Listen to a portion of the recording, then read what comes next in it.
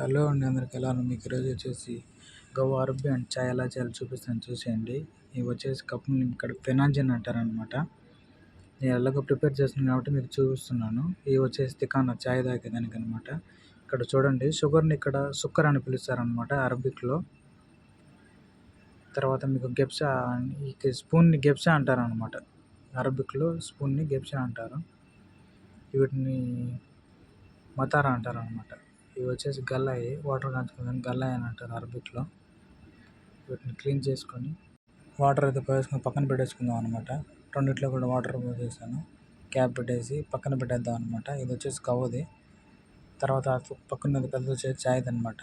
రెండు కూడా పక్కన పెట్టేసుకున్నాను అనమాట. ఇప్పుడు చాయ్కి సరిపడా నీళ్ళు పట్టేసుకున్నాను. క్యాండిల్ పైన అయితే పెట్టేసుకుందాము.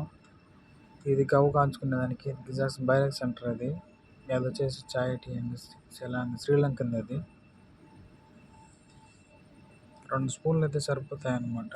చాయ్కి సరిపడే, ఎక్కువ వేస్తే మళ్ళీ చేదు వస్తుంది.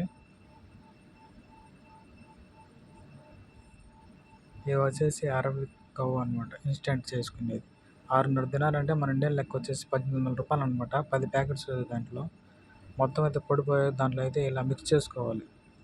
మిక్స్ చేసుకొని పక్కన పెట్టేసుకోవాలన్నమాట. అలా హీట్ అయిన తర్వాత పొంగు అయితే వస్తుంది. పొంగు వచ్చిన తర్వాత మాత్రమే హాట్ వాటర్ అనేది మనకి ఎంత క్వాంటిటీ కావాలో అంత పోసుకోవాలి. చాయ్ కూడా పక్కన పెట్టేసుకొని ఆల్మోస్ట్ అయిపోతుంది. చూడండి, పొంగు అయితే వస్తుంది అరబిక్ గవ్వ. వాటర్ అయితే పోసేసుకుందాం తీసుకొని. మనకి ఎంత క్వాంటిటీ కావాలో అంత మాత్రం పోసుకోవాలన్నమాట. ఎక్కువ మరీ పొంగనీయకుండా పొంగు వచ్చిన కొద్ది పక్కన పెట్టుకొని మళ్ళీ ఒక్క నిమిషం పాటు అనేది లైట్ హీట్లో దాన్నమాట చేసుకోవాలి. ఎక్కువ మళ్ళీ కాగిపోతే పాడైపోతుంది అన్నమాట.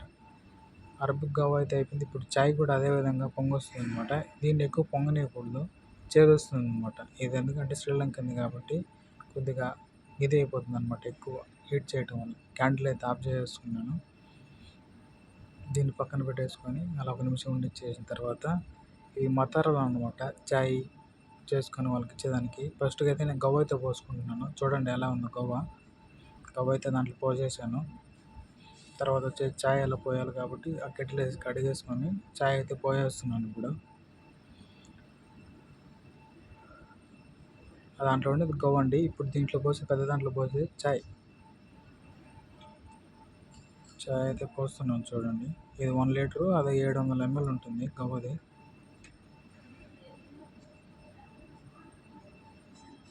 మొత్తానికి రెండింటికి ఎత్తిపోయి